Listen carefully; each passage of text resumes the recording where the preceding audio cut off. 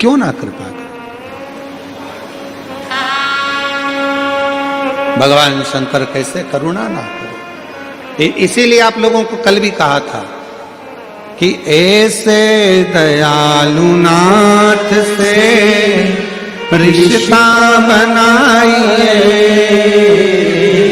ऐसे दयालु नाथ से रिश्ता बनाइए, मिलता रहेगा आपको जो कुछ भी चाहिए, मिलता रहेगा आपको जो कुछ भी चाहिए। मांगा है भोलेनाथ से वरदान एक ही, मांगा है भोलेनाथ से वरदान एक ही। तेरी कृपा बनी रहे जब तक है जिंदगी, तेरी दया बनी रहे जब तक है जिंदगी। मांगा है भोलेनाथ से वरदान एक ही, मांगा है भोलेनाथ से वरदान एक ही। शिव कृपा सागर है।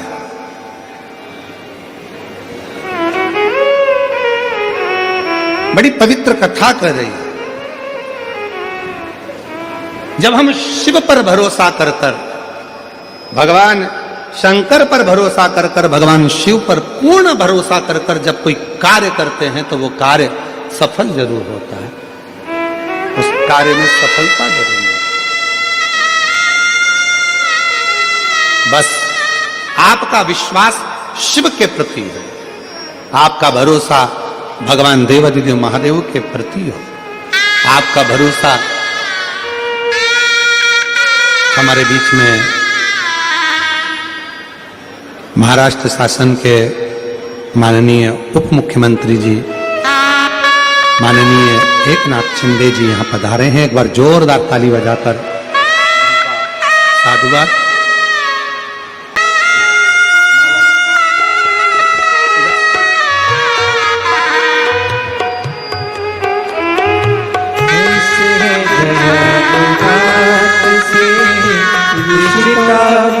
रिश्ता बनाए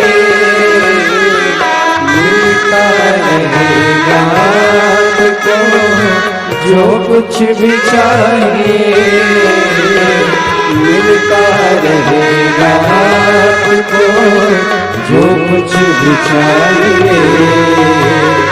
ऐसा करिश्मा होगा जो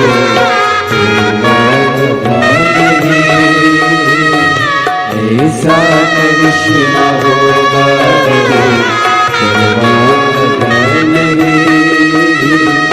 मांगा है भोलेनाथ से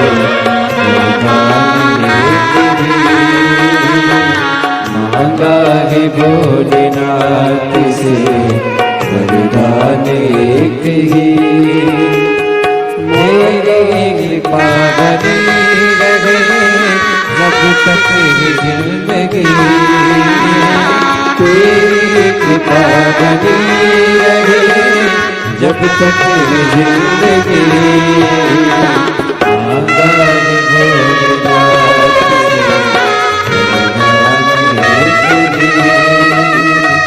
मांगा है भोलेनाथ से वरदान एक ही, मांगा है भोलेनाथ से वरदान एक ही।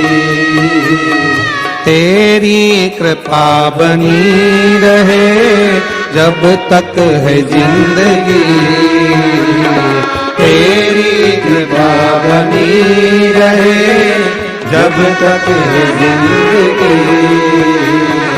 मांगा है भोलेनाथ से वरदान एक ही मांगा है भोलेनाथ से, वरदान एक ही। बड़े जोरदार शंभु शंभु शंभु जोरदार ताली बजाकर स्वागत करिए माननीय उप मुख्यमंत्री महाराष्ट्र शासन माननीय एकनाथ शिंदे जी, जिन्होंने महाराष्ट्र शासन में जब आप बड़े आनंद के साथ मुख्यमंत्री पद पर विराजमान थे, उस समय पर गौ माता को राष्ट्र माता का दर्जा प्रदान केवल महाराष्ट्र शासन ने करा था। आपके एक कार्यकाल के अंतर्गत जोरदार ताली बजाकर उनके लिए स्वागत वंदन। एक ऐसे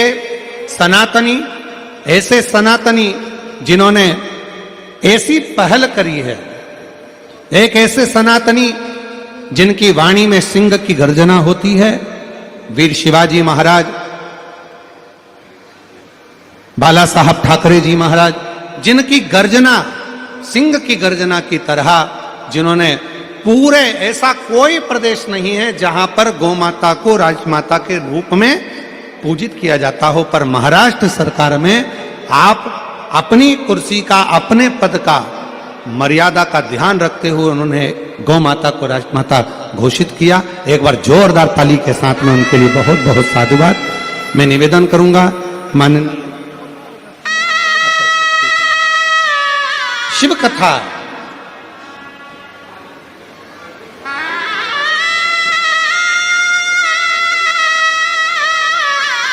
मैं निवेदन करूंगा माननीय एकनाथ शिंदे जी से, उप मुख्यमंत्री महाराष्ट्र शासन, जिन्होंने अपनी मधुर गर्जनाओं के साथ सनातन को, भगवा को, सत्य को और सनातन को मजबूत किया है। गौ माता को राष्ट्रमाता जिन्होंने घोषित करवाया, ऐसी आनंदता के साथ में महाराष्ट्र सरकार के एक ऐसे हीरे, ऐसी गर्जना जिन्होंने संपूर्ण देश को एक प्रेरणा दी है और संपूर्ण सनातनियों को एक ऊर्जा दी है। जोरदार ताली के साथ मैं उनको आमंत्रित करता हूं, वो अपने सुमधुर शब्दों से आप और हमको लाभान्वित करेंगे। जोरदार ताली बजाएं एक बार, बहुत गर्जना के साथ।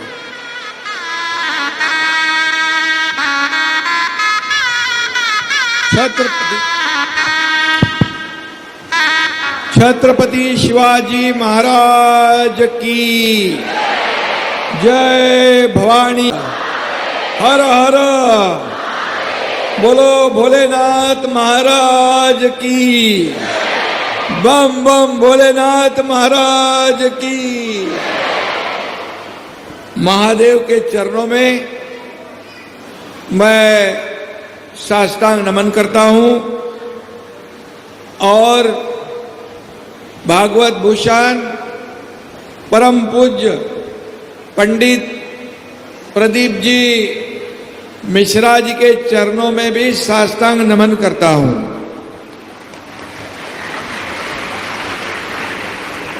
और सारा संसार झुकता है जिनकी शरण में, मेरा प्रणाम है उस महादेव के चरण में।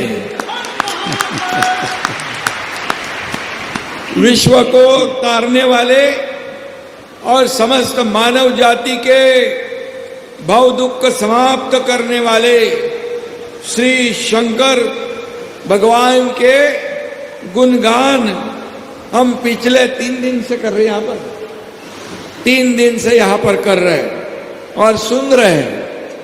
परम पूज्य पंडित जी के मुख से मानो शिव भक्ति की गंगा बह रही है। मीरा भाईंदर की इस पवित्र भूमि पर मानो कैलाश अवतरित हुआ है, ऐसा कहेंगे तो भी ठीक रहेगा। यह मैदान आज श्रद्धा के महाकुंभ का साक्षी बन चुका है। सब जगह देखिए, सभी जगह पूरे मैदान में आप जरा पत्रकार लोग जी भाई हमारे लाडली बहनों को देखने दो हमको। लाडली बहनाएं बहुत बड़ी संख्या में उपस्थित है। उनको मैं वंदन करता हूँ भाई के नाते, और मेरे लाडले भाइयों को भी मैं बहुत बहुत धन्यवाद देना चाहता हूँ। अभी पंडित जी ने कहा है गौ माता को राज्य माता का दर्जा देने वाला ये महाराष्ट्र पहला राज्य है देश के अंदर। उस वक्त मैं पंडित जी मुख्यमंत्री था, और जब सनातन धर्म, हिंदू धर्म, हिंदुत्व पर, हमारे संतों पर जब आज आई, तब एकनाथ शिंदे ने जो आज लाने वाले और हिंदुत्व को भूलने वाले, हिंदुत्व से प्रताड़ना करने वालों का तख्ता पलट दिया और हिंदुत्व के विचारधारा को आगे बढ़ाया। बाला साहब ठाकरे जी का आपने नाम लिया है, मुझे बहुत अभिमान है, बहुत खुशी है कि हमारे हिंदू हृदय सम्राट बाला साहब ठाकरे जी का आपने नाम लिया है और उनकी विचारधारा पर हम आगे बढ़ रहे हैं। और मुझे आपसे भी बहुत खुशी है कि लाखों लाखों के लोगों को, लाखों करोड़ों लोगों को आप हमारे इस सनातन धर्म सभा के माध्यम से एक मंच पर लाने का काम आप कर रहे हैं। बहुत बड़ा काम है, ये धर्म का काम है। और इस सनातन धर्म सभा के माध्यम से समाज में एकता और आध्यात्मिकता का चेतना जगाने का बड़ा काम हो रहा है, और ये जरूरी है, देश के लिए जरूरी है, हमारे महाराष्ट्र के लिए भी जरूरी है। इस अत्यंत भव्य आयोजन के लिए मेरे सहयोगी शिवसेना के मंत्री प्रताप सरनाईक जी को भी मैं बहुत बहुत बधाई देता हूं, उनके सभी सहयोगी टीम को धन्यवाद देता हूं। शिव शंकर भोलेनाथ की महिमा का वर्णन ऋषि मुनियों ने भी किया है।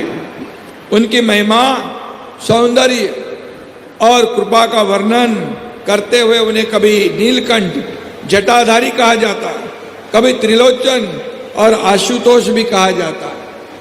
और महादेव संकटों का निवारण करने वाले दैवत है, और हर एक के साथ खड़े होने वाला ये भगवान शंकर है। पंडित प्रदीप जी, आप अपनी ओजस्वी शैली में शिव महापुराण का जो सार बताते हैं, सीधे सादे सरल भाषा में, ये लोगों के गहराई में पहुंचता है, दिल तक पहुंचता है, दिल को छूता है और लोगों के जीवन में बदलाव आता है, परिवर्तन आता है। ये हमें इस युग में जरूरी है।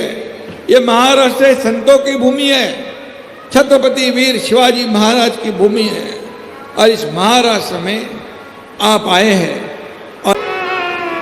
और जब तुमरुका जी ने शिव महापुराण की कथा का वाचन करना प्रारंभ किया तो एक बड़ा सुंदर प्रसंग आता है कि आप भगवान देवादिदेव महादेव के पास में भले आप बचपन में ना जा पाए, जवानी में ना जा पाए, अधेड़ी में ना जा पाए, पर बुढ़ापे में शिव की आराधना साधना बहुत जरूरी है। शिव की आराधना बहुत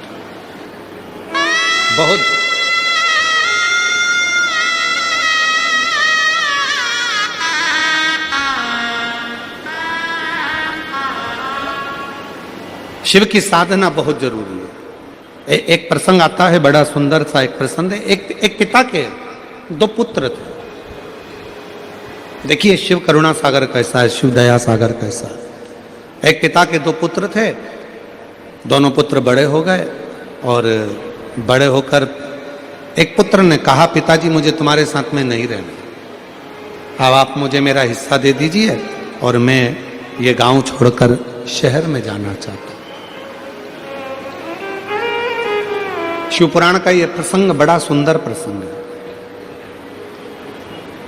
पिताजी ने समझाया बेटे को कि तू मान जा, पर मानता नहीं, और बेटा नहीं माना। आखिरी में जायदाद का हिस्सा करा गया। पिताजी ने 3 हिस्से प्रॉपर्टी के कर दिए, धन के कर दिए, जमीन के कर दिए। एक बड़े बेटे को दे दिया, छोटे बेटे को दे दिया, एक हिस्सा खुद का रख लिया। समय बीता, बेटा अपना हिस्सा लेकर चला गया, शहर में गया और जाते ही उसके 3 मित्र बन गए। पहला मित्र बना उसका ताली मित्र, दूसरा मित्र बना उसका थाली मित्र और तीसरा मित्र बना उसका प्याली मित्र। और हमने पहले भी कथाओं में कहा है, आज फिर कहते हैं कि जब हम बहुत उन्नति की सीढ़ी पर चढ़ते हैं, बहुत वैभव की ओर बढ़ते हैं, तरक्की करते हैं, तो 3 मित्र हमारे जरूर सामने आते हैं। पहला होता है ताली मित्र, जो आपकी प्रशंसा कर कर आपको कहीं ना कहीं नुकसान देने का प्रयास करेगा, वो होता है ताली मित्र। दूसरे नंबर पर होता है थाली मित्र, जो आपको होटल तक लेकर जाएगा, अपने पैसे से तुमको खिलाएगा, अपना पैसे से तुमको लत लगाएगा भोजन की होटल की, और होटल के भोजन की लत लगाकर फिर तुम्हारे पैसे से वो खुद खाए, उसको कहते हैं थाली मित्र। और तीसरे नंबर पर है प्याली मित्र, आपको पीना याद नहीं है पर वो अपने पैसे से तुम्हें मय खाने में ले जाकर कहीं ना कहीं गलत दुकान पर ले जाकर आपको पीने की आदत डलवाएगा। इसलिए शिव पुराण की कथा कहती है 3 मित्रों से बचने का प्रयास करना। पहला ताली मित्र, दूसरे नंबर पर बोलते जाओ जम के थाली मित्र, और तीसरे नंबर पर प्याली मित्र। ये 3 मित्र बर्बादी की ओर लेकर जाते हैं। जब पिता ने हिस्सा दे दिया और हिस्सा प्राप्त होने के बाद बेटा शहर में चला गया, बेटा शहर में गया, शहर में जाकर उसके 3 मित्र बन गए, जिन्होंने उसको उसका धन देखा, वैभव देखा, पैसा देखा, खूब सारा धन देखकर 3 मित्र बने और वो तीनों मित्रों ने साथ में रहना प्रारंभ करा और रहते रहते रहते रहते एक दिन उसको बर्बादी के सिरे पर लाकर छोड़ दिया, बर्बादी के सिरे। मेरी जीजियों, मेरे जीजाओं, मेरी बेटियों, बेटाओं, मेरे बुजुर्ग माँ बाप, एक बात का स्मरण अपनी जिंदगी में रखना, पिलाने वाले बहुत मिलेंगे पर संभालने वाला नहीं मिलेगा।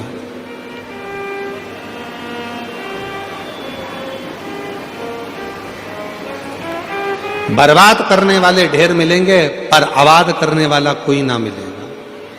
इसलिए अपनी सावधानी अपने साथ में होना बहुत जरूरी है, बहुत जरूरी। थोड़े ही दिन में पूरा बर्बाद हो गया, पूरा बर्बाद, कुछ नहीं बचा, कोई संपदा नहीं, पूरी की पूरी बर्बादी उसकी हो गई। आखिरी में वो अकेला पड़ गया। जो मित्र बने थे, ताली मित्र प्रशंसा करने वाले, थाली मित्र खिलाने वाले, प्याली मित्र मय खाने में ले जाने वाले, मदिरा की दुकान पर ले जाने वाले, ये तीनों मित्र भी साथ छोड़ दिए, कुछ भी उसके पास में नहीं बचा। तब उसके स्मरण में आया, अब करूं तो करूं क्या मैं? क्या अपने गांव वापिस चले जाऊं? अगर गांव जाऊंगा पिताजी धक्का मारकर निकाल देंगे तो कहां जाऊंगा? फिर भी एक बात प्रयास करता हूं कि गांव जाता हूं। मित्र के पास गया, पहले गया अपने मित्र ताली मित्र के पास, अरे यार तू तो मेरा साथ देता था, मेरे को बस गांव जाने के लिए मुझे 100 रुपए दे दे। 100 रुपए ना दिए।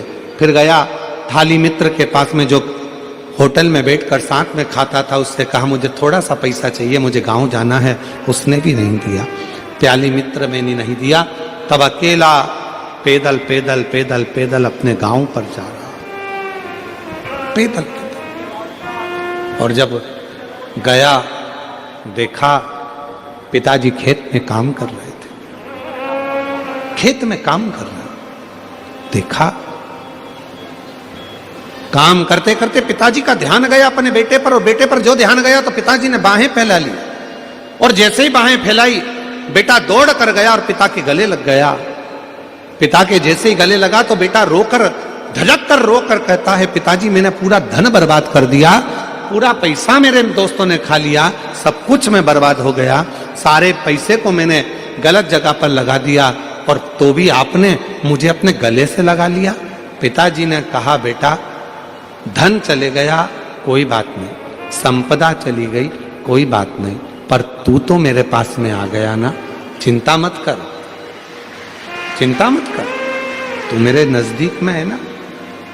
जैसे एक पिता अपने पुत्र के लिए बाहें फैलाकर, हाथ फैलाकर खड़ा है और कैसा भी पुत्र है उसको गले से लगा रहा है, उसी तरह मेरा शिव है, उसी तरह मेरा शंकर है, उसी तरह मेरा देव अधिदेव महादेव है, बाहें फैलाकर खड़ा है। जब दुख आए, तकलीफ आए, कष्ट की घड़ी हो, बहुत दुनिया ने धोखा दे दिया, ठोकर लग जाए, तब आखिरी में एक लोटा जल लेकर शिव के शिवालय तक पहुंचना प्रारंभ कर दो। मेरा बाबा तुमको गले लगाना प्रारंभ कर देगा, अपने हृदय से लगाना। वो लगा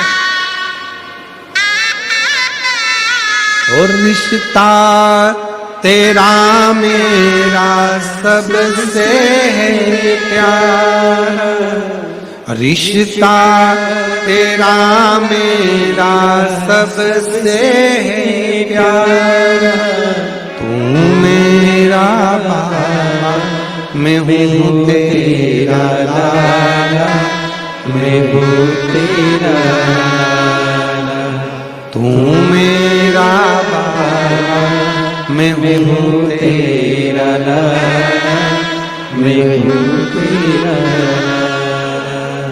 संबंध उससे रखो, संबंध उस परमात्मा से रखो जो साथ देने वाला। सुंदर बात आई है, शिव महापुराण की कथा कथी है, भगवान शंकर का पवित्र चरित्र कहता है, जब माता पार्वती जी के विवाह का समय आया, माँ जगतजननी जगदम्बा स्वयं देव माँ पार्वती का जब विवाह का समय आता है तो माता मैनावती उनको समझाती है, क्यों विवाह कर रही हो, वो भी शिव से। ना तो शंकर भगवान का कोई घर है, ना शिव जी का कोई महल है, ना शंकर भगवान का कोई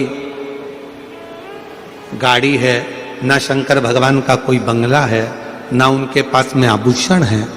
उनके पास आभूषण भी है तो सर पे और कानों में बिच्छू है, गले में विष पड़ा है, मस्तक पर चंद्रमा धरा है, कुछ है ही नहीं उनके पास। और तुम विवाह करना चाहती हो वो भी शिव से। समझाया पार्वती जी मानी, मां मेरे भोले बाबा के पास में कुछ भी नहीं है माना, पर उसको काल अधिपति महाकाल कहते हैं। माना धन नहीं उसके पास में, माना वैभव नहीं उसके पास में, माना संपदा नहीं उसके पास में, माना गाड़ी बंगले नहीं उसके पास में, माना सत्ता नहीं उसके पास में, पर मेरे शंकर भगवान के पास में काल तो उसी ने अपने काबू में कर कर रखा है। काल तो है ना उसके पास, उसने काल को तो अपने हाथ में, अपने काबू में कर कर रखा है ना, उसने काल को तो अपने काबू में रखा है। बहुत है मां, और कुछ भी नहीं चाहिए। मेरी जीजियों, एक बात आपसे पूछें, जरा उत्तर दीजिएगा। आपकी घड़ी खराब हो जाए, सुधरवाने के लिए कपड़े की दुकान पर जाओगे, किराने की दुकान पर जाओगे, फ्रिज की दुकान पर जाओगे, या घड़ी की दुकान पर जाओगे? जम के बोलो, आवाज नहीं आई। घड़ी की दुकान। और अगर घड़ी खराब हो गई और उसको लेके तुम कपड़े की दुकान पर चले जाओ और कपड़े वाले से कहो कि मेरी ये घड़ी खराब हो गई है, इसको सही कर दीजिए, तो कपड़े वाला बोलेगा मेरे यहाँ घड़ी सही नहीं होती है। फिर घड़ी को लेकर आप अगर किराने की दुकान पर पहुंच गए और किराने वाले से कहा कि मेरी घड़ी सही कर दो, तो किराना वाला घड़ी सही नहीं करेगा।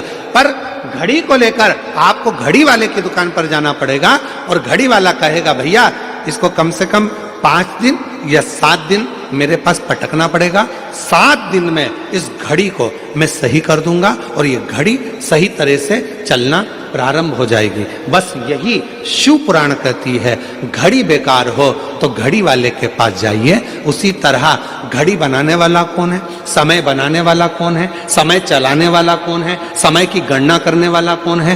केवल एक, जिसका नाम काल अधिपति महाकाल कहते हैं। काल अधिपति